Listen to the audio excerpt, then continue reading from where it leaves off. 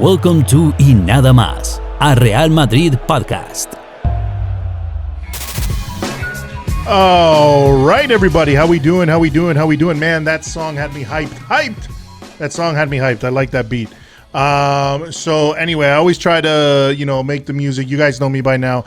We always try to make the music fit with the emotions of the moment. And, well, the emotions of the moment are, of course, that we won El Clásico.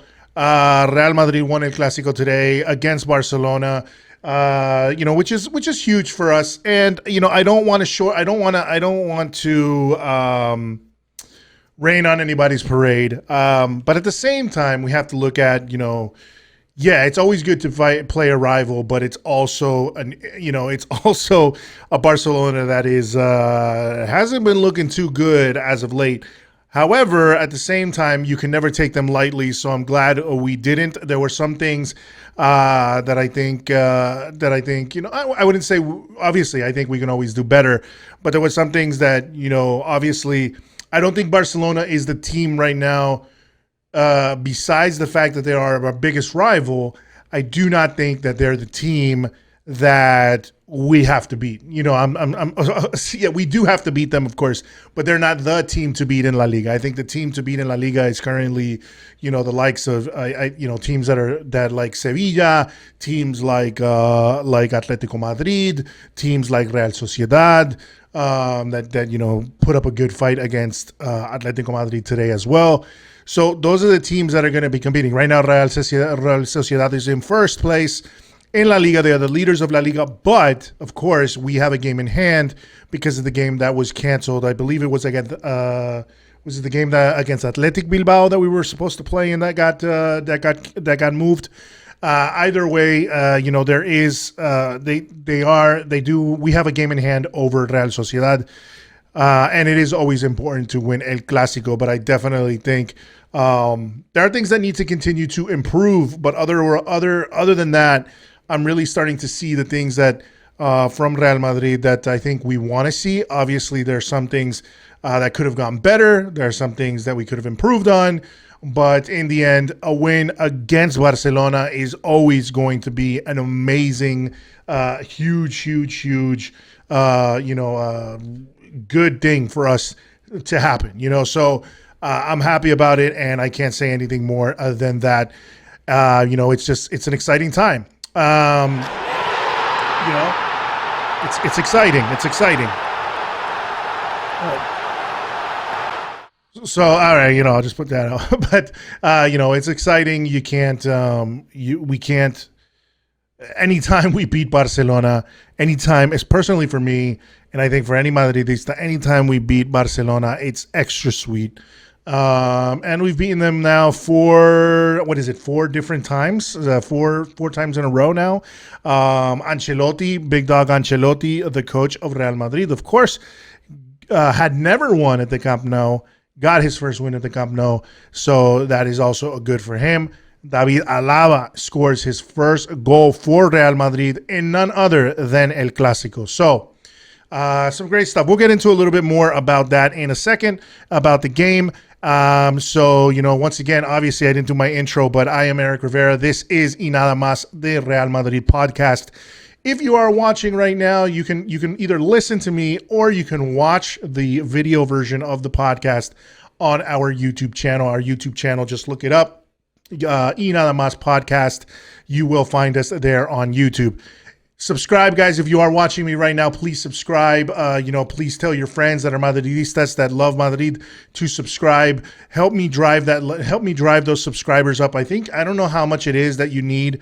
I think you either need 500 or 1,000 subscribers before you can get your own vanity URL, which is essentially it's not going to be youtube.com/14629 that's not going to be my YouTube channel. Essentially, it'll be / Y Nada Más podcast or whatever I choose. So I, once I get the subscribers up, that's when I can do that. So if you guys can help me get there, that would be much appreciated. We are working hard to continue bringing you content. Somebody dropped me a line the other day on YouTube. I'm not looking at the YouTube channel right now, so if I missed your name, I'm sorry, but just wanted to let you know that I did appreciate that. We saw the comment, saying, great content as always and all that kind of stuff. And that, anytime you guys are happy about a video or a podcast, anytime I get a message on Twitter or anything like that, it really makes all the work worthwhile. I just sit here behind the computer. My graphic designer does, the graphic design stuff when I do need to throw of the video out to my editor after I finish recording. And we have to do that. He's doing that work. So, my good friend Trombach, who started out as just a guy I was talking on Twitter, now he's helping me out with articles on the website. So all of us are doing things, and all of us, I think anytime we get feedback and the feedback is positive, it's always great. Especially because, I was talking to my good friend Jota Real Madrid. He has an amazing channel of Real Madrid news on YouTube. I used to do a couple things with him for Real Madrid Hub, but he's focusing more right now on Jota Real Madrid, which is, of course, his Spanish channel, because definitely, the news and the people that listen to Real Madrid information, the majority of them actually tend to be more that speak Spanish. So having a Real Madrid podcast in English also just pinpoints a certain market. But, of course, a lot of English-speaking football fans are fans, of course, of a lot of English-speaking teams, the Premier League and things like that. But Real Madrid, not to sell Real Madrid short in that regard. That's what we're trying to do. We're trying to bring it up to a new level. There are a couple of different podcasts out there of Real Madrid in English, so make sure you guys check them out. Madridista Roundabout, they are some guys that I were on their podcast. My boys Prasanna and AJ. Listen to them. They have a good show as well. Check them out as well. Also, of course, Managing Madrid, they're doing some great things, of course, have always been. They are the OGs when it comes to, the Madrid podcasts in English. So, listen to those guys. Support the whole community. I think it's great, on FT, shout out to a lot of you guys that follow and interact with me. Really, it's an enjoyable experience to kind of share in our sadness, share in our happiness, share in our nervousness, anxiety, of course, in each one of these games.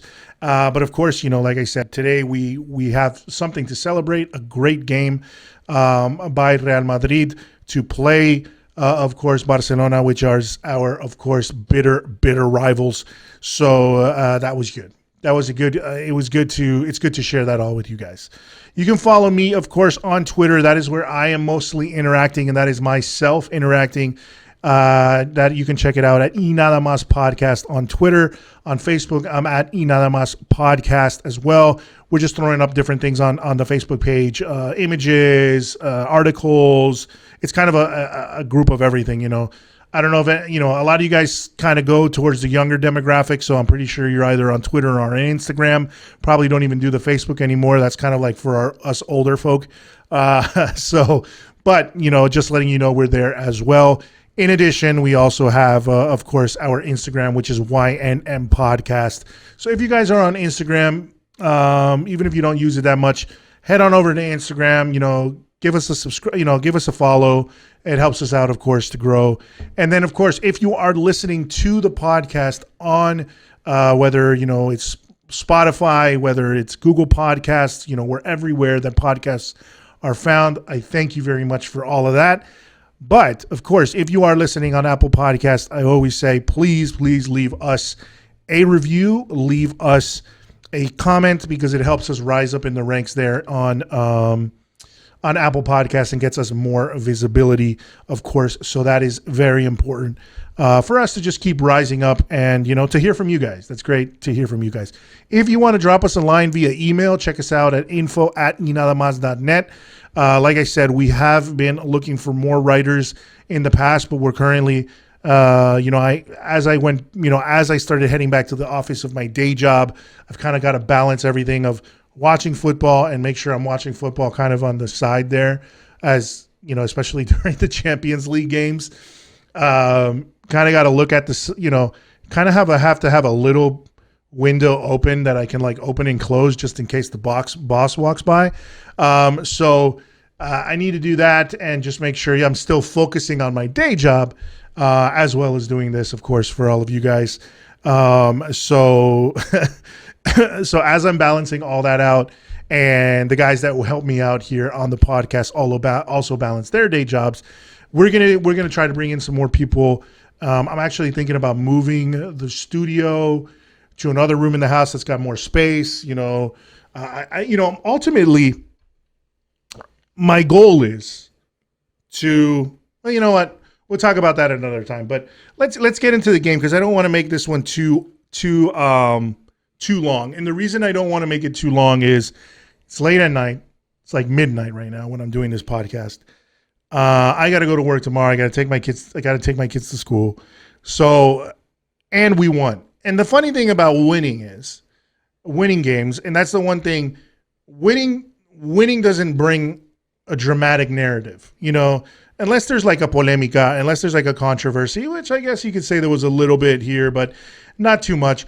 Unless there was controversy or anything like that, there's not a lot of stuff to talk about except, just talk about how great the win was and everything like that. And we can analyze some stats, which we're going to do in a second.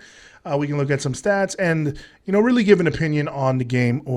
And that's pretty much it. So I want to keep it short. I always say I want to keep it short. And then I end up rambling on for about an hour. So because part of it is that I just, I like, as things come to my head, I start speaking and I start saying, I start remembering things that I saw during the game or whatnot.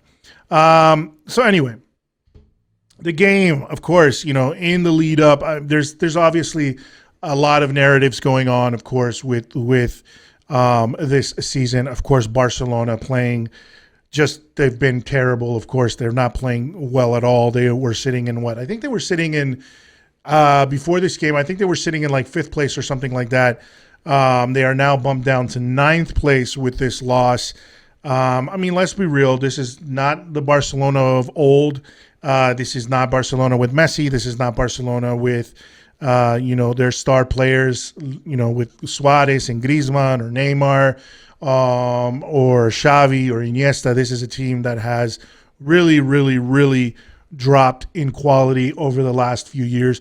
A lot of because of the fact that they, of course, lost a huge player, but a lot of it due to, unfortunately, mismanagement that caused them to, of course, be in the situation that they are, where they can't really buy any players, and the ones they do, or the ones they have to dip into, La Masia and try to bring up people to the youth ranks. And of course, it is going to take time to rebuild that project. In addition, they really went at, one thing I don't agree with is, like, I don't even care. Like, honestly, I love banter. I like banter. I like listening to banter. Sometimes if it borders on disrespect, like, I'm not going to pay attention to it. I try not to disrespect players and things like that, because at the end of the day, they're professionals and they do something that we would all love to do, but probably could not even get close to doing. We're not anywhere near that level. So I always feel like people like that need to be shown a little bit of respect, and they're entertaining us and all that kind of stuff. You're not paying them. People say, oh, it's because they earn a lot of money or whatnot. You're not paying them. The money's not coming out of your pocket. So unless you're betting on this shit, which I don't advise, they really don't owe you anything, except other than the fact that you're huge fans, of course. And, they play, of course, because it's their career. They play also, a lot of them do play because they believe in the shield and el escudo. They believe in the crest. And that is always great to see as fans. But, to pass that line of becoming a fan and disrespecting is something that I can never condone, I guess. I see sometimes it happens, that's why I always get on people that I feel like are Madridistas, like, kind of the reactionary crew of Madridistas that I see sometimes. A lot of them tend to be from Spain when I'm reading a lot of the Spanish press or Spanish Twitter from Spain, speaking of when they're fans of Real Madrid in Spain. they can be downright disrespectful. They can be terrible to the team. They can be, and one slip up is the end of the world. But kind of what we saw with Barcelona today. I mean, it's just like Koeman's car being attacked and kicked and spit on and all sorts of shit like that. I mean, that's like that's completely uncalled for. I wouldn't. It's Barcelona, so it's just a sign of a bunch of assholes that follow them, that follow Barcelona. It's not indicative of everybody that I think follows Barcelona. I have plenty of friends that follow Barcelona. But I would say I would be disgusted by the same thing, the same treatment of any player that is from Real Madrid or any coach that is from Real Madrid. If we ever do that badly, and it has happened in the past.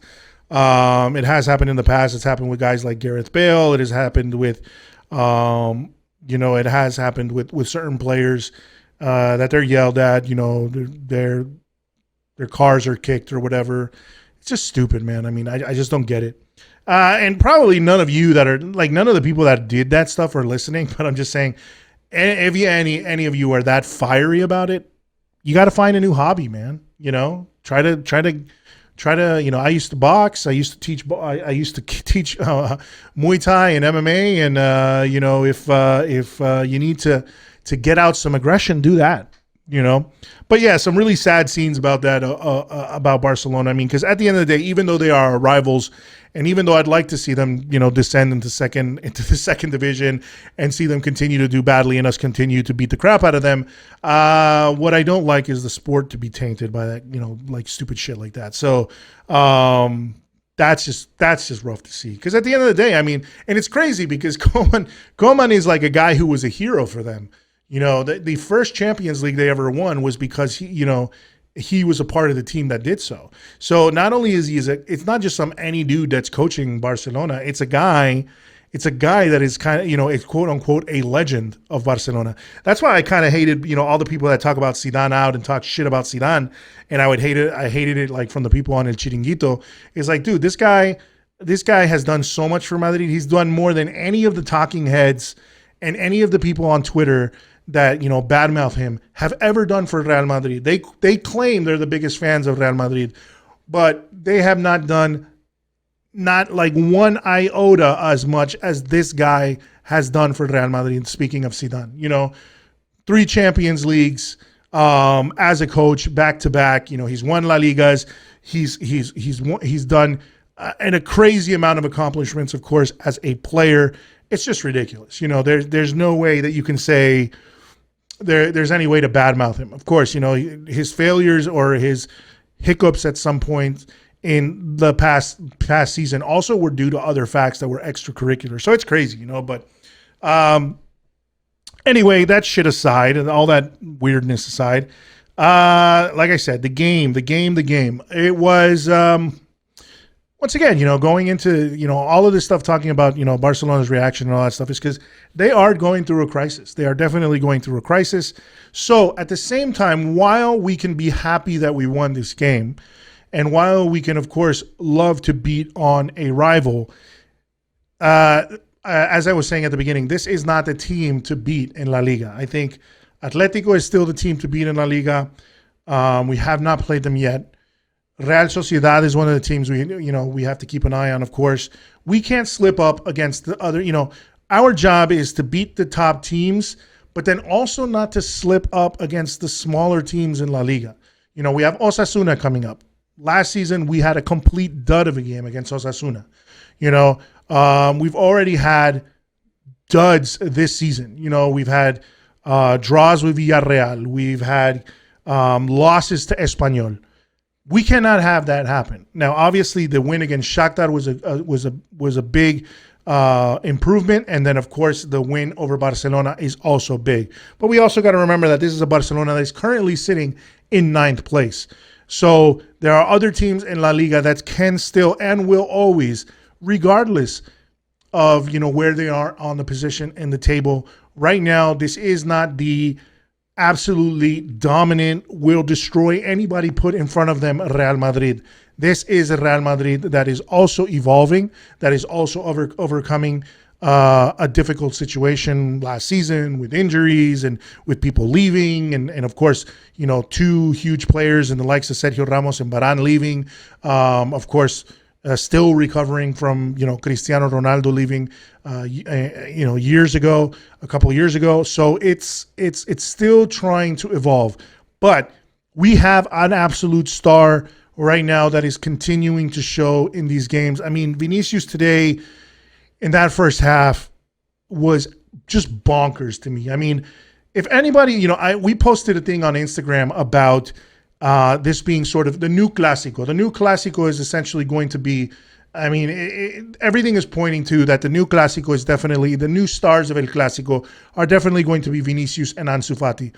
As our kind of guys that are from, young guys that started at Madrid, and I guess not started at Madrid as they came up in Madrid, but they started their careers at Madrid at a very young age. Vinicius at 18, Ansu Fati, what was he, like 17 or whatnot?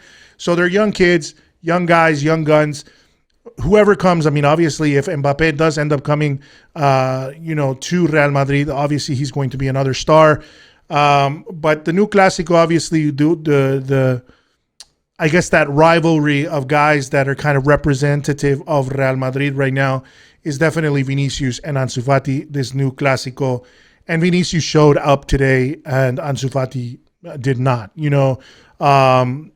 There were so many points in this game where Vinicius just danced. I mean, that offside play where he receives the ball and basically dances around Ter Stegen and then dances around Ter Stegen like once or twice and has the defense of Barcelona going every which way he's turning.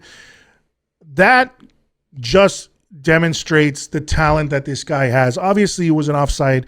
He didn't score a goal or anything like that, but it was just, once again, another, Mingueza could not do anything against Vinicius. I mean, the pass, actually, the recovery. So Alaba recovers the ball for the first goal. So let's go into the game.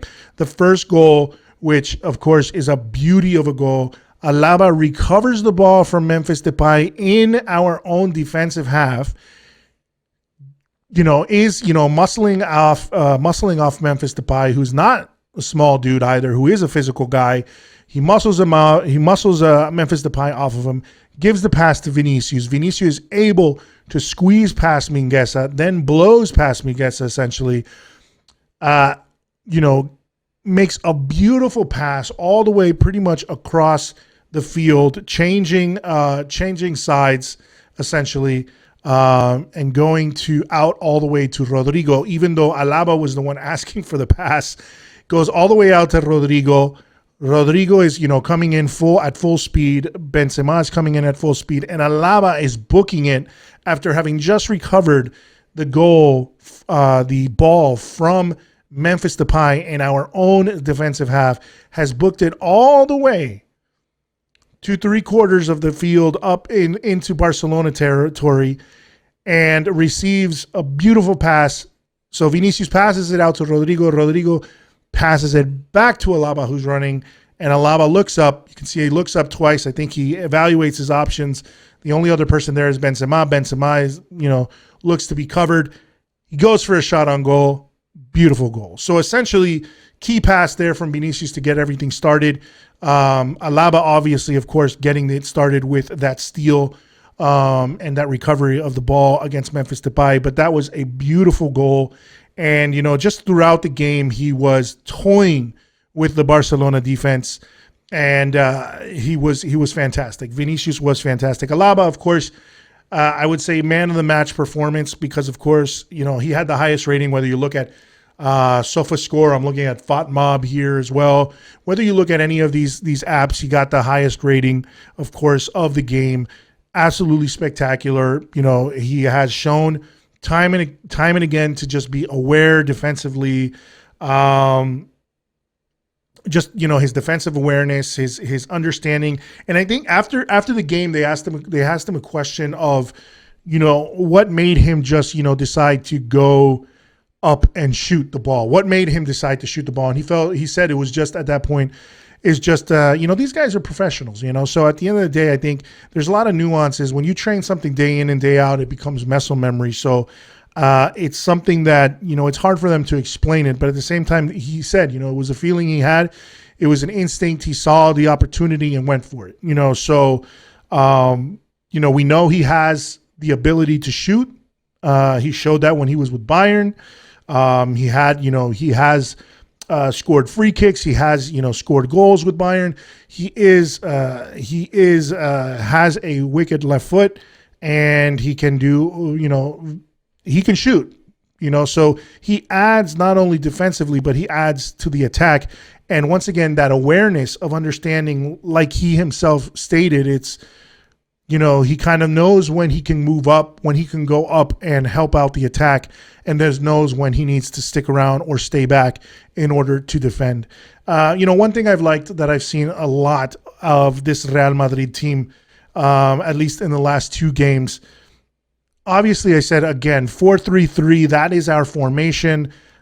We played very, very, again, today, that counterattack, both goals were on the counter.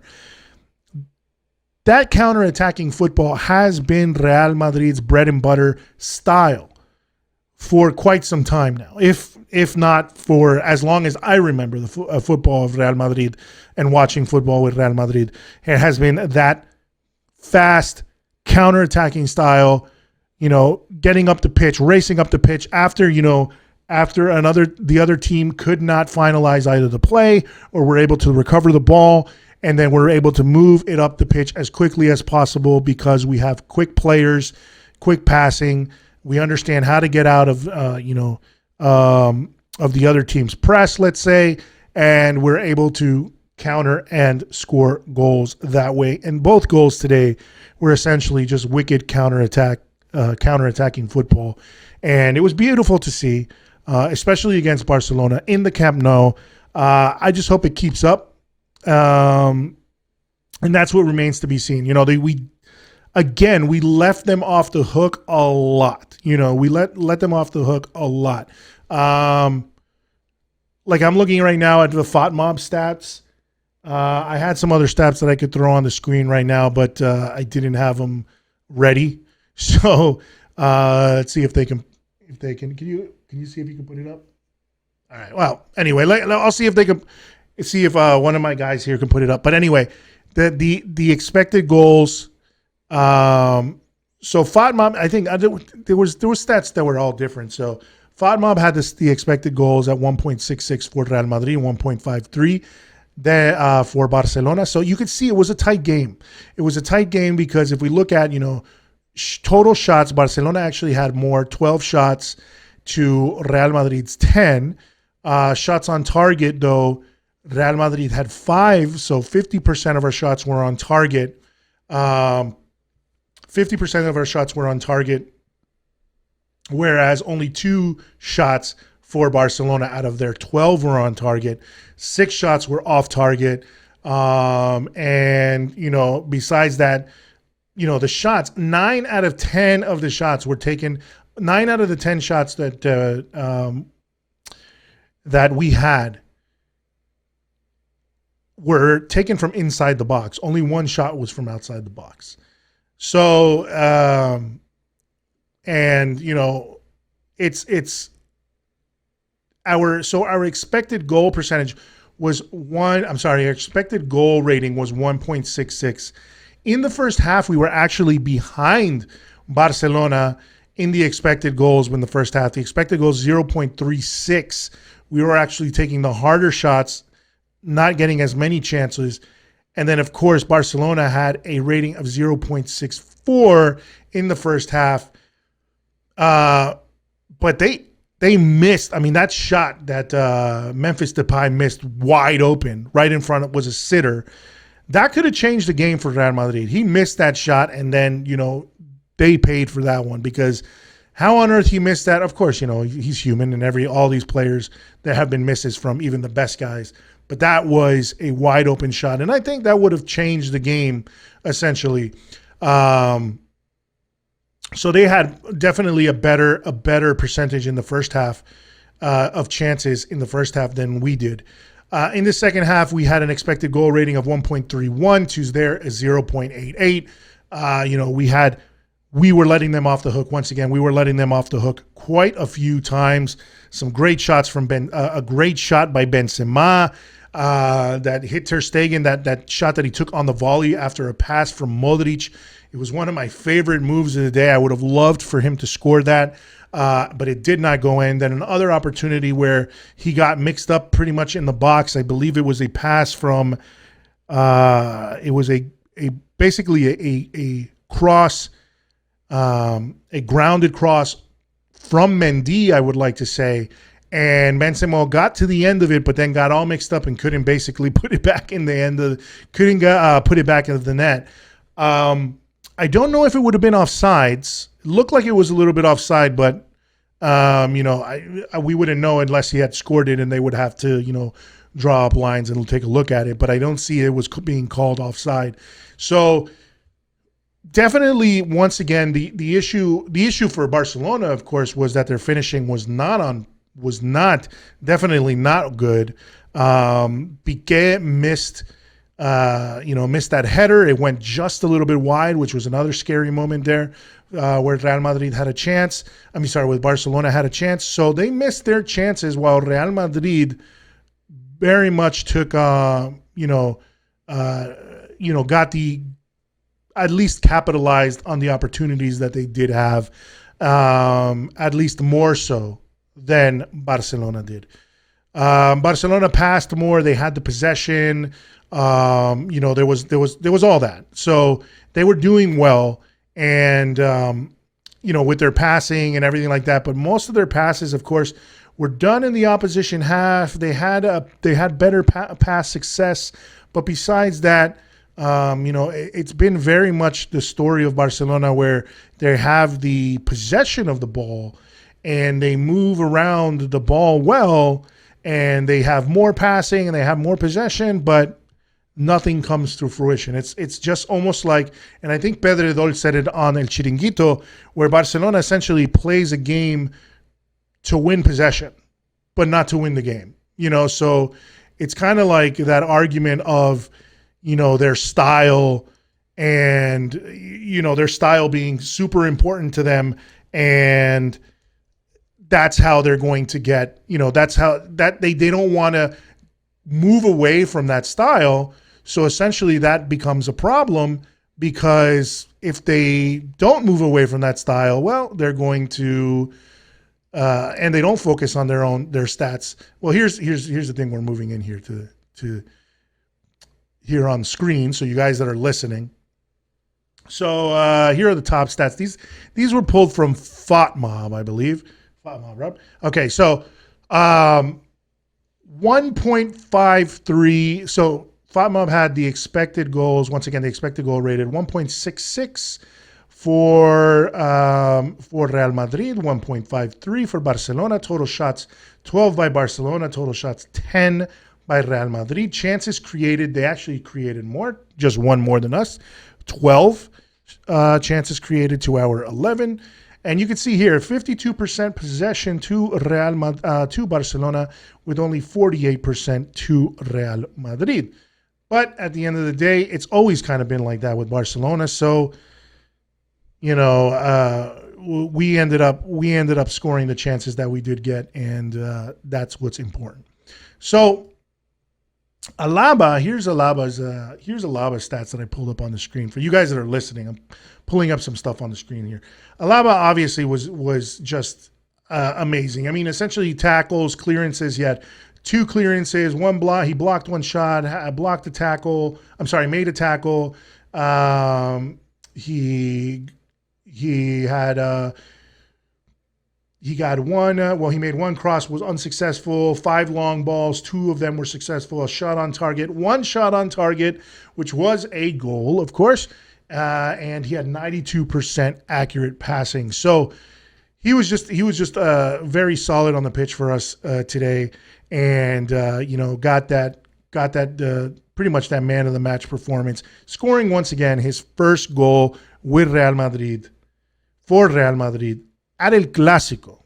So that has to be a really good, exciting thing for Alaba. So, I'm happy because I've always liked him as a player. I know people that were against him coming, essentially, because we were still worried about renewing Sergio Ramos but I think we would be in a bad way had this guy not arrived and Varane and Sergio Ramos left. So he has done a lot of stuff for us already. I think he's just hit the ground running really for Real Madrid and has done really well.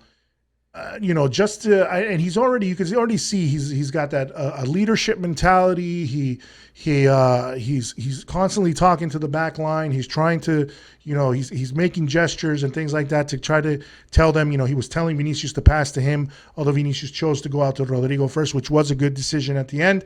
A goal came of it, but he's been just absolutely solid.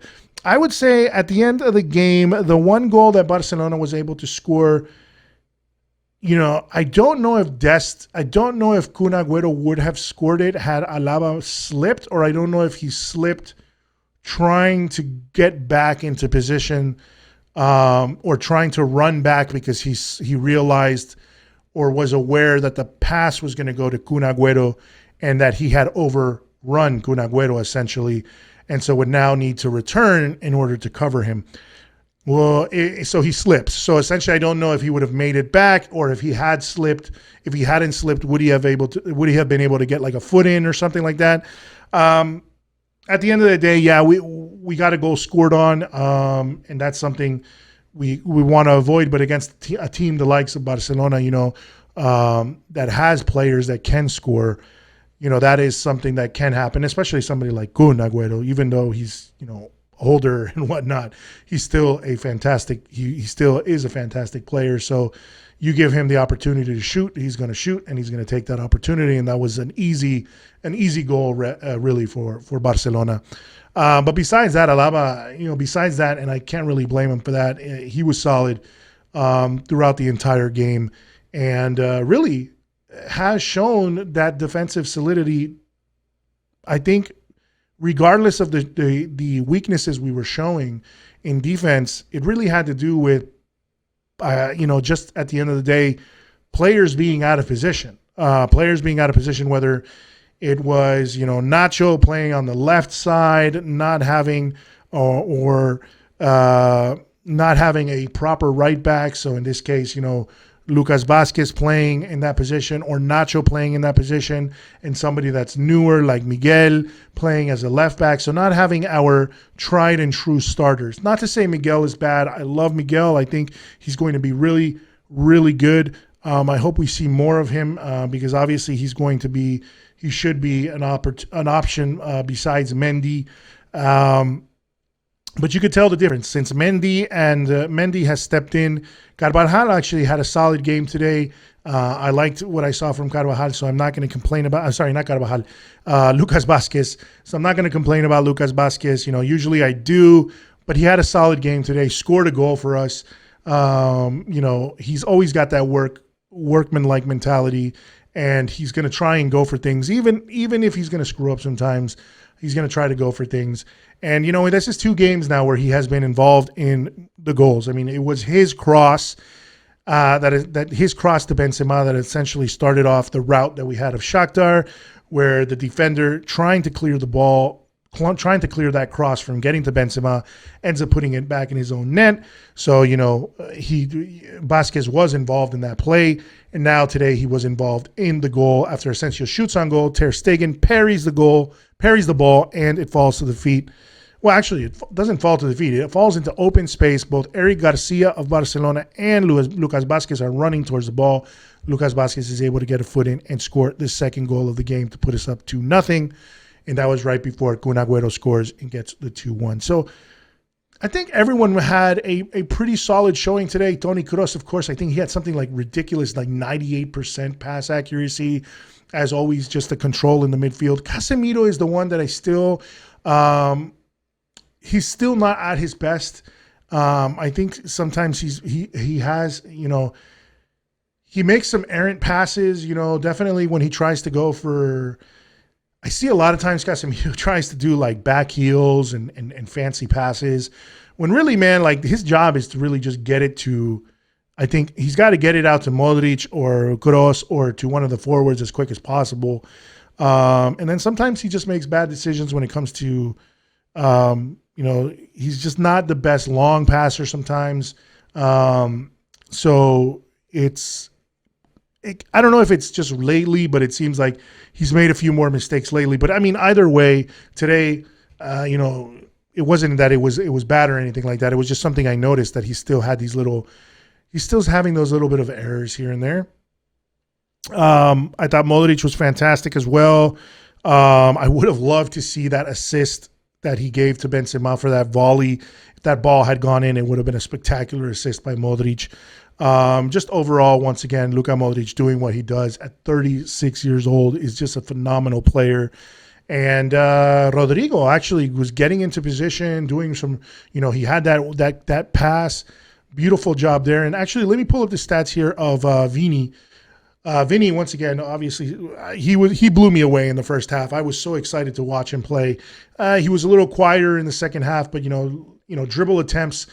He attempted 8 dribbles, 4 of them being successful, 84% accurate passing. He had a key pass.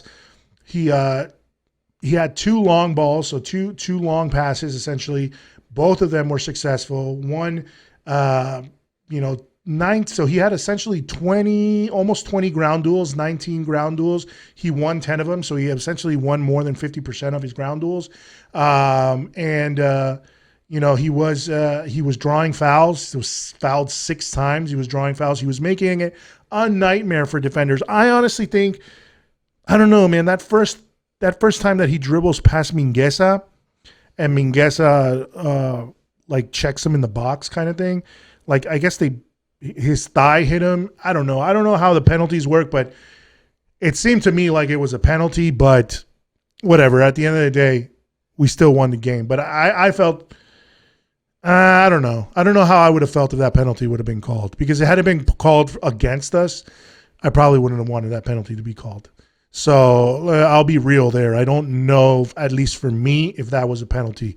I know there was a big shout for it, but I don't know if I would have been comfortable, because you always got to ask yourself, would you be comfortable if it had gone the other way? If Ansu Fati was running into the box and it was Militao that bumped him like that, would you feel comfortable that was a penalty? I honestly wouldn't. So that was, for me, that penalty shout, it was good that it wasn't called. It's always sucks to sometimes these controversies of no calls or whatnot. I don't think there was anything clear really that was a clear no call. Actually, the one thing that I saw, and I didn't see this until after the game, so any of you guys that are listening, please hit me up and comment on it. I saw something about I don't know, it was Frankie de Jong or somebody. So they call us offsides, and Frankie de Jong essentially takes the ball out from our own half, which you're not supposed to do, and essentially, that is where the goal for Barcelona ends up happening. So I didn't really see it. I mean, I don't know the rules about that. So if you guys can hit me up and let me know. I mean, I didn't know that it came from there, and then that VAR didn't do anything about it, or maybe it's just like, to me, it's rules are rules. So I don't know. Sometimes I feel like, VAR will let something go because they gave the upper, since maybe it was already towards the end of the game. They're like, screw it, give it to them. I mean, rules are rules. You got to keep them. So if it was illegal and it should not happen, it's just one of those other things that VAR being inconsistent, where you have to look at that, and especially if it was a goal, if it led to a goal, they have to analyze how that goal came to pass. Then they should have pulled it back, if that is in fact true. Because I only saw one comment about it, so I'm not 100% sure. So if you guys know about that rule where it wasn't, I guess it was, we were called offside, and then Frankie de Jong he takes the free kick for the offside call from within our own half when it was called further back, I guess. And that that's what led to the goal. So I don't know the rules on that. Essentially, I'm not all knowing. I'm just a guy who loves football. So that's about it. At the end of the day, just to kind of give you the overall stats here too, it was funny, 46, both teams had 90 duels, when you're talking about whether they were ground duels or aerial duels. Both of them we had 90 and, 17 dribbles attempted by Real Madrid to 10 by Barcelona. 9 were successful by Real Madrid to 7 of Barcelona. Tackles attempted, they actually won more tackles. We won more aerial duels. They had more interceptions, just slightly. So it was actually, if you look at the numbers, it was a very, very tight game stat-wise.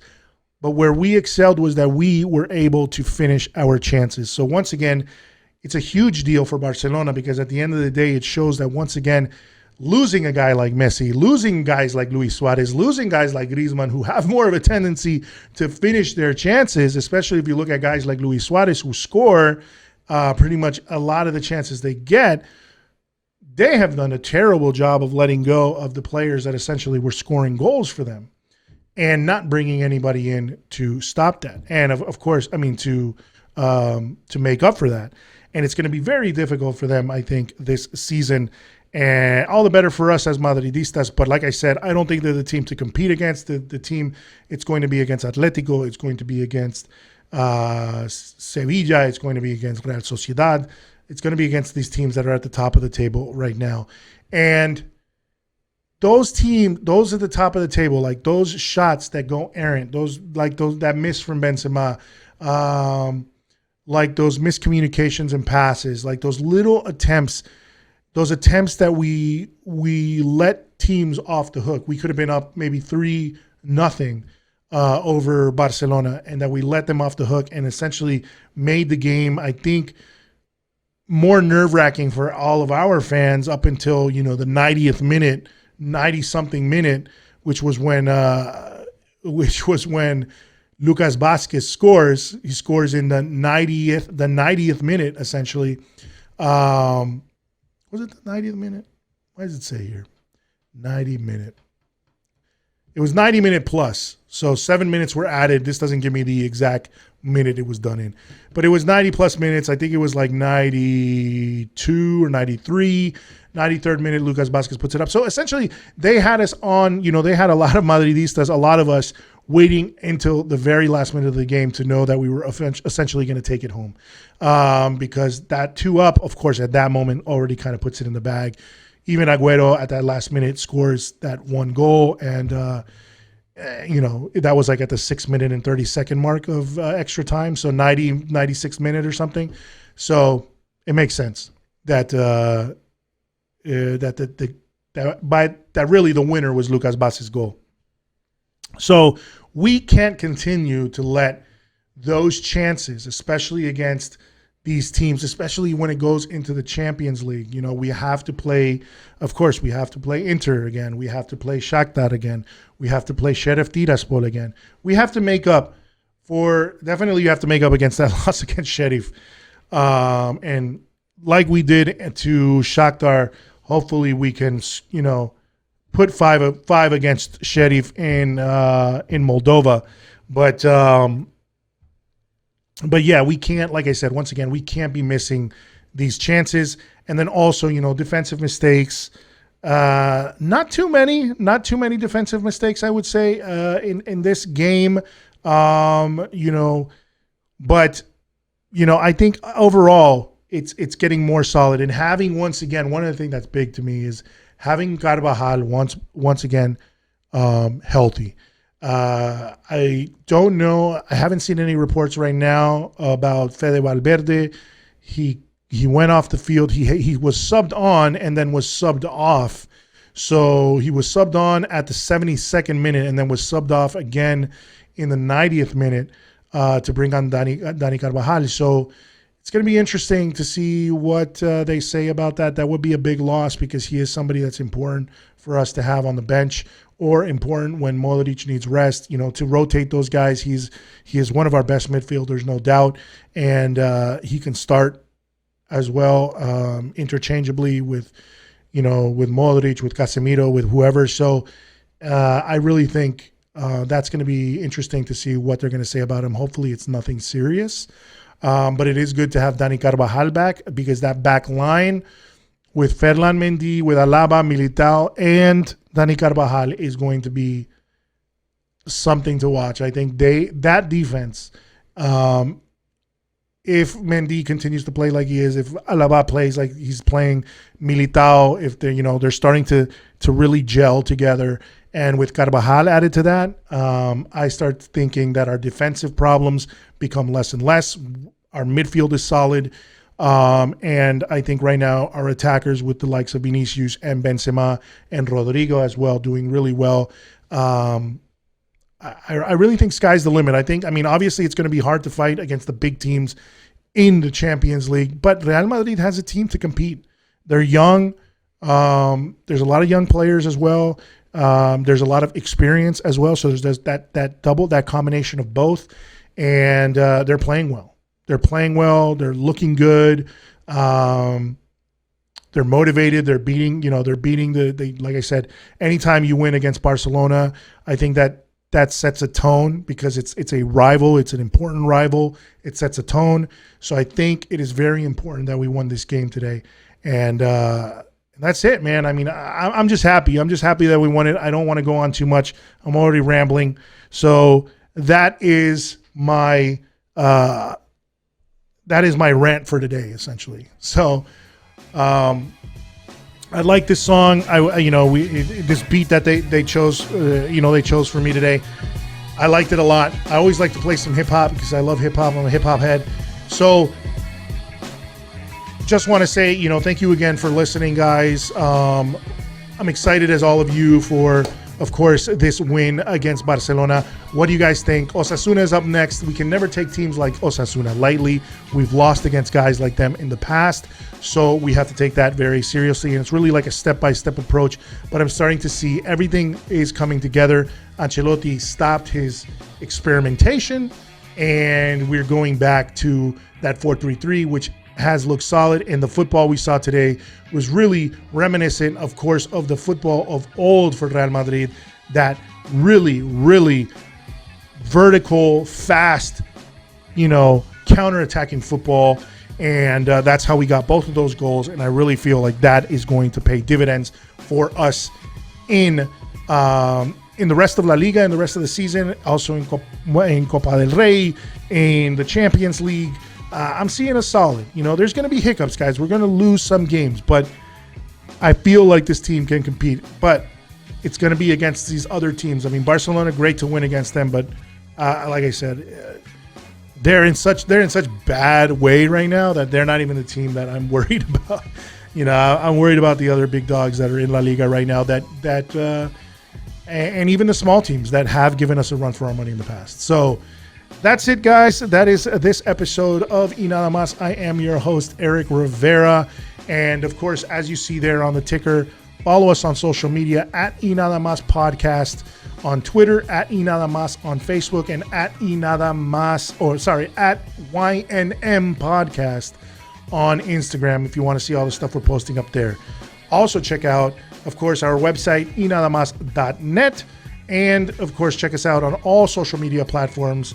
All the podcasting platforms to listen to the podcast: Apple Podcasts, Google Podcasts, Spotify, etc. And then check us out on YouTube, Y Nada Más Podcast. Look us up on YouTube, hit the subscribe button, hit the notification button. And that's it, guys. Thank you very much for joining me. It was great, again, to talk to all of you, and I will see you again. Hopefully, I'll do one quick one after the Osasuna game this week. So thanks again, guys, and we'll talk again soon.